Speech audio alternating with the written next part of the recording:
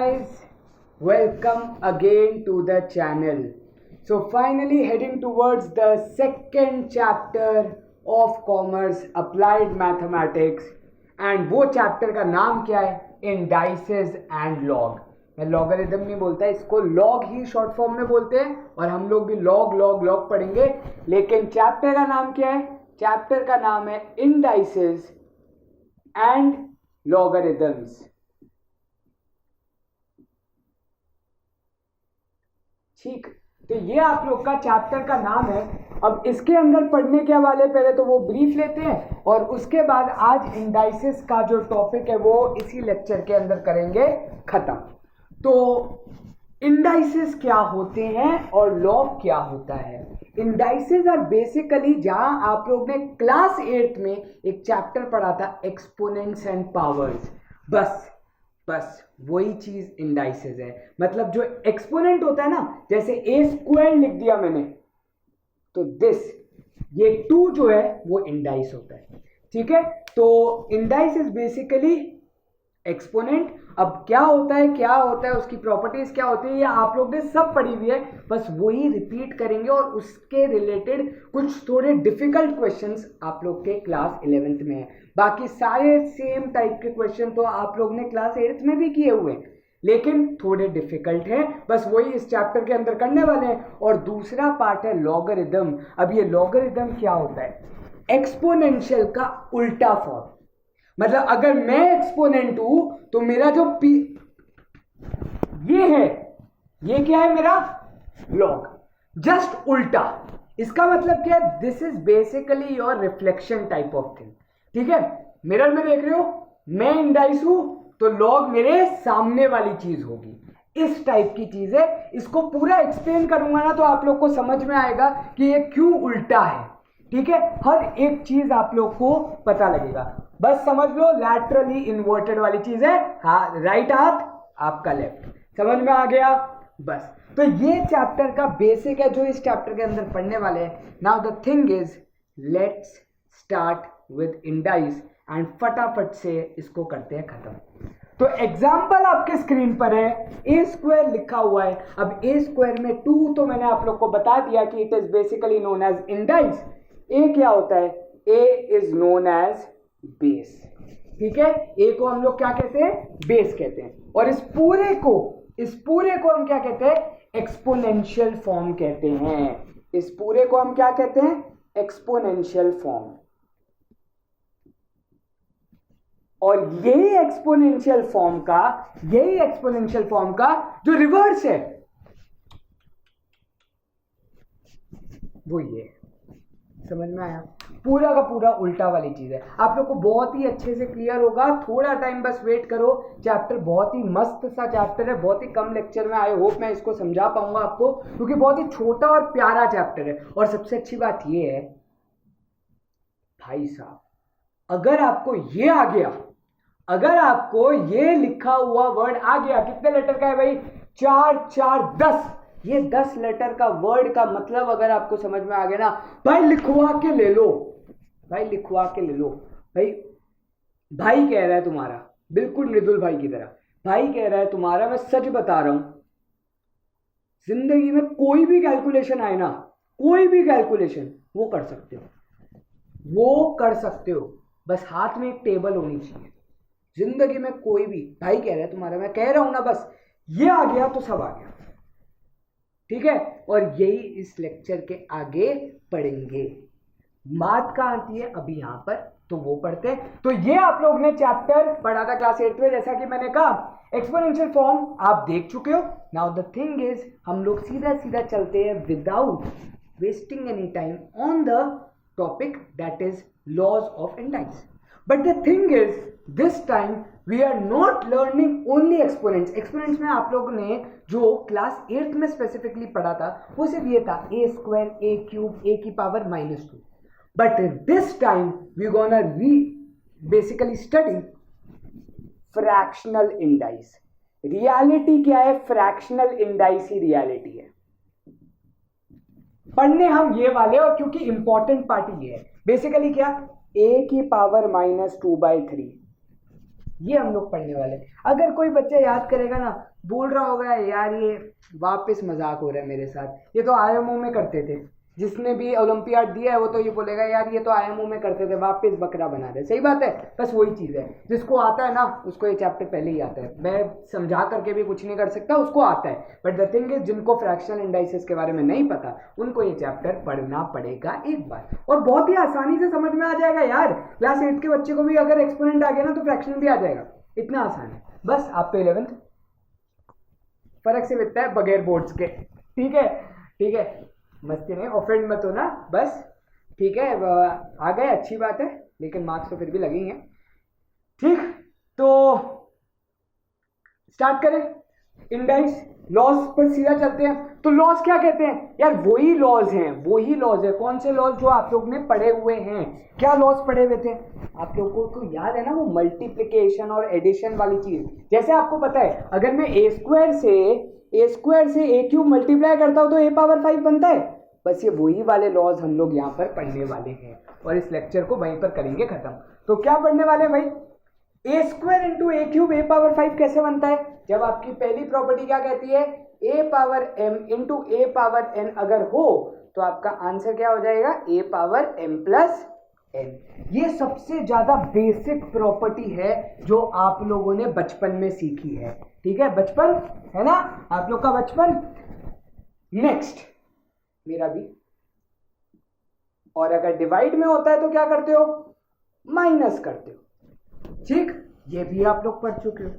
फिर लॉस का जो सबसे इंपॉर्टेंट पार्ट था, अगर मुझे याद है जो क्लास 8 में भी जो चैप्टर था उसमें पहले ये सारे लॉस तो थे, उसके बाद एक ब्रैकेट में बहुत बड़ी सी चीज आती है, राइट साइड पर एक लिखा हुआ है सबसे इंपॉर्टेंट चीज, anything to the power 0 is 1, है ना, ये भी लॉस का ही तो पार्ट है, ठीक है। तो ये चीज होती है A power 0 is basically equal to 1। तो ये 3 लॉ तो बहुत ज्यादा इंपॉर्टेंट है। अगर आगे मैं कंटिन्यू करूं, एक और इंपॉर्टेंट लॉ जो कि माइनस के साइन के साथ आपने देखा था, ए की पावर माइनस एन क्या होता है 1 अपॉन ए की पावर एन, बेसिकली 2 की पावर माइनस 2 इज 1 अपॉन 4। ये चीज आपको पता है, ठीक है ना, इधर लिख देता हूं 2 की power minus 2 is 1 upon 2 square which is equal to 1 upon 4। देखो यार ये मस्ती है, ये आप लोग को भी पता है, आप सबको आता भी है, मैं डिनाई नहीं कर रहा, बट द थिंग इज क्योंकि अगर चैप्टर में लिखा है तो पढ़ाना हक बनता है, तो बस वही कर रहे हैं। नेक्स्ट प्रॉपर्टी अगर मैं देखूं तो वो अलग अलग नंबर्स के मल्टीप्लिकेशन के साथ था, ए की पावर एन इंटू बी की पावर एन, दोनों की पावर सेम है लेकिन नंबर्स अलग अलग है, तो इसको हम लोग कंबाइन फॉर्म में लिख सकते थे ऐसे, ठीक है। जैसे कि अगर क्वेश्चन में क्या आता है 2 स्क्वायर इंटू 3 स्क्वायर, यहां पर मैं एग्जांपल लिख दूंगा, ठीक है ना, 2 स्क्वायर इंटू 3 स्क्वायर अगर बात करें तो इसको आप लोग 6 का होल स्क्वायर भी लिख सकते हैं, चेक भी कर सकते हो, this is 4 into 9 that is 36 और ये भी 36 है, ठीक है, तो बात बराबर है। एंड यही चीज डिवीजन में भी होती थी कि आपने क्या किया a की power m divided by b की पावर m अगर आप करो तो a बाय b की पावर m बन जाएगा, ठीक है। तो ये सारी चीजें आप लोगों ने देखी हैं, ये one of the most important rules हैं जो आप लोग के इंडाइसेस में आपने पढ़े हैं, ठीक है। फ्रैक्शनल इंडाइस की अभी मैं बात करने जस्ट वाला ही हूं। The thing is fractional indices के भी सेम लॉज होते हैं, एग्जैक्टली सेम लॉज, लेकिन क्या फर्क होता है वो अभी आप लोग को बता दूंगा, ठीक है। द थिंग इज इसमें एक प्रॉपर्टी जो सबसे ज्यादा इंपॉर्टेंट प्रॉपर्टी थी, जो एक क्वेश्चन था शायद टेक्स्ट बुक में, मुझे एग्जैक्टली याद नहीं, बट ऐसे क्वेश्चन आते थे पहले, find the value of x, याद है। तो आप क्या करते थे 32 को क्या लिखते थे 2 की पावर 5 और फिर आप x को 5 के साथ इक्वेट कर देते थे, सही बात है, बस वही प्रॉपर्टी बताने वाला हूं। तो अगर आपका कभी भी a power m is equal to a power n है, कभी भी a power m is equal to a power n है, then m is equal to n, ये कंडीशन वैलिड होगी। बट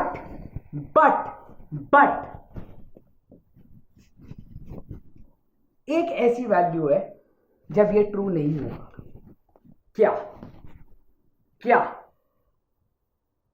एक ऐसी वैल्यू है जो इस पर ट्रू नहीं होगा, आंसर पहले ही दे चुका हूं, एक ऐसी वैल्यू है जिस पर ये ट्रू नहीं होगा।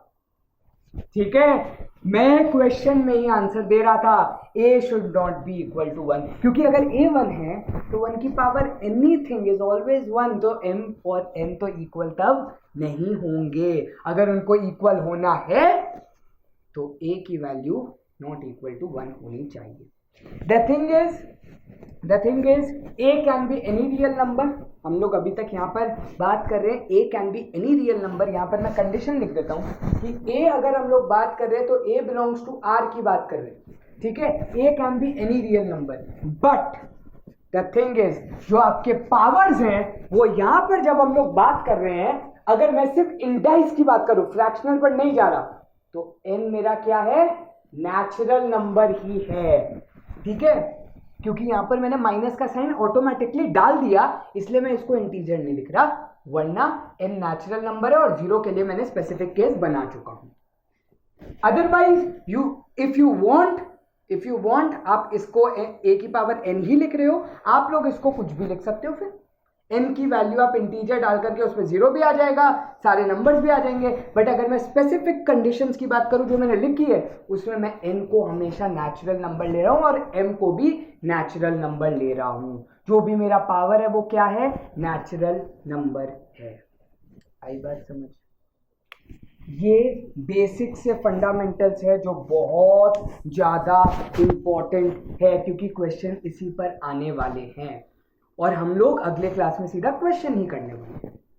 The thing is now it's time to move on fractional indices वाला पार्ट। नाउ फ्रैक्शनल इंडाइस में चीज का क्या फर्क है, basically we will be now dealing with radical sign.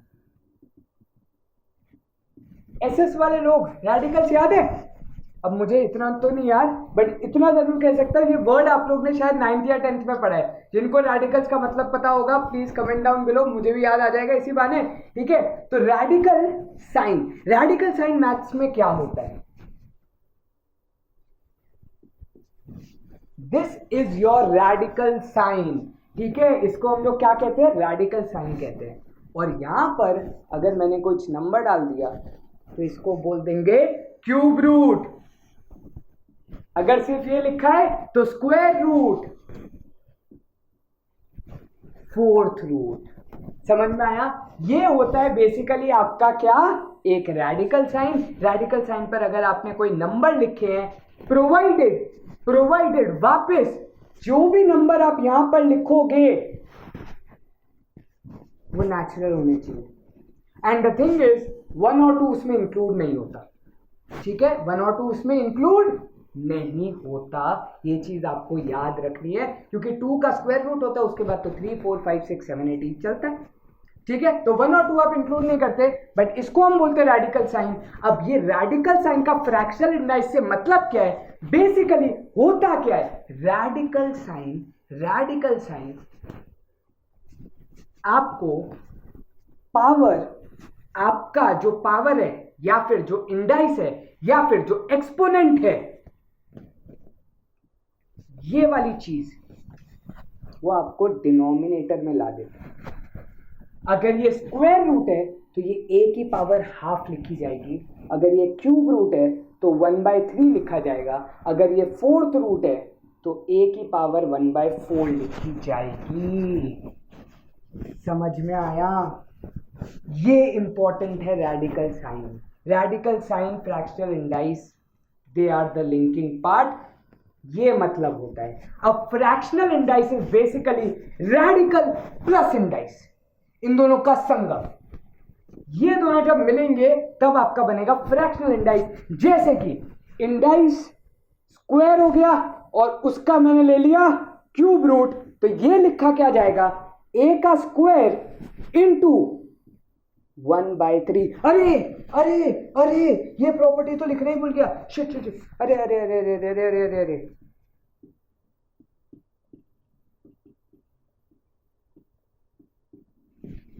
Sorry, ये प्रॉपर्टी तो बता रहा हूँ लेकिन ये प्रॉपर्टी लिखना भूल गया। a की power m whole raise to n is a की पावर mn। जैसे कि आपको पता है 2 स्क्वायर का अगर मैं होल क्यूब करूंगा तो 2 स्क्वायर इज 4, 4 का होल क्यूब इज 64, जिसको मैं 2 की पावर 6 भी लिख सकता हूं, इन दोनों का मल्टीप्लिकेशन भी लिख सकता हूं। ठीक है, I am sorry. Now the thing is getting back to it, a square की पावर 1/3, a स्क्वायर की पावर 1/3 मैंने कैसे लिखा, जब a स्क्वायर का मैंने क्यूब रूट लिया। ठीक है, तो a स्क्वायर का cube root is written as a square whole power 1/3, क्योंकि ये क्वांटिटी है उसकी पावर पूरी की पूरी क्या हो जाएगी, 1/3 हो जाएगी। रेडिकल साइन लगाए और ये फिर बन जाएगा 2/3। समझ में आया क्या? ये चीज है फ्रैक्शनल इंडाइस। तो fractional indices is this plus this, actually में multiplication of this and this. ठीक है, यहां पर अगर आपको ये चीज क्लियर होती है तो आप लोग को इंडाइस का पार्ट तो बहुत ही अच्छी तरीके से फिर आ गया है समझ।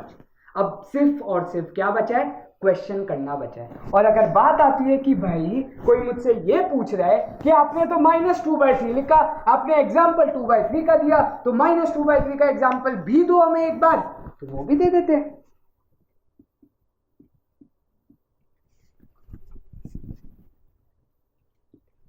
समझ में आया? ये चीज है a की पावर -2 का क्यूब रूट, या फिर आप क्या कर सकते थे, इसको ऐसा भी लिख सकते थे 1/a स्क्वायर का क्यूब रूट। तो ये भी क्या होता, a की पावर -2/3 ही आता। ठीक, बहुत ही ज्यादा इंपॉर्टेंट पार्ट है ये। अगर आपको इंडाइसेस समझ में आ गया तो लॉग तो आएगा ही आएगा, लेकिन ये समझ में आ गया तो क्वेश्चन करना, जो नेक्स्ट लेक्चर के अंदर क्वेश्चन ला रहा हूं वो करना बहुत ज्यादा आसान है। और यहीं पर हम लोग हमारा ये लेक्चर करते हैं।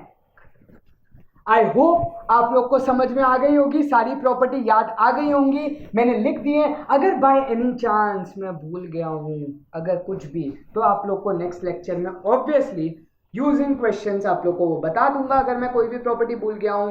ठीक है, हाँ जी।